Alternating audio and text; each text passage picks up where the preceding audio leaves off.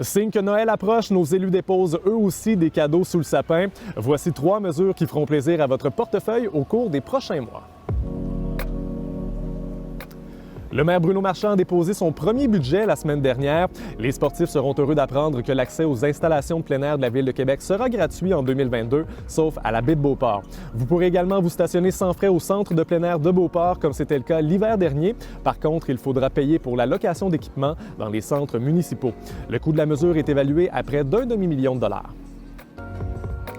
Le télétravail est là pour encore un bon bout de temps. Le gouvernement provincial le sait. L'an dernier, les employés qui travaillaient à la maison pouvaient réclamer une déduction maximale de 400 $ sur leur rapport d'impôt. Question de couvrir leurs frais. Cette année, le montant maximal va passer à 500 $, soit 2 $ par jour pour 250 jours de télétravail. Ça devrait payer 1 ou 2 cartouches d'encre. Prenez une note pour votre prochaine déclaration de revenus.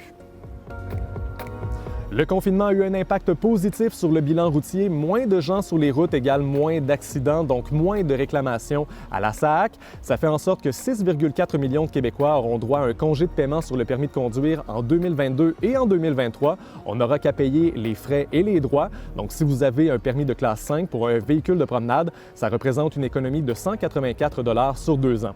Cette mesure a été annoncée le 30 avril dernier. C'est donc un cadeau qui a été emballé une seconde fois. Question d'émettre un communiqué en fin d'année. En passant, si vous ne le saviez pas encore, les élections provinciales auront lieu le 3 octobre 2022. Le Vidéojournal prend relâche jusqu'au 10 janvier. Merci d'avoir été avec nous pour cette première année de ce nouveau projet numérique. Toute l'équipe vous souhaite un excellent temps des fêtes.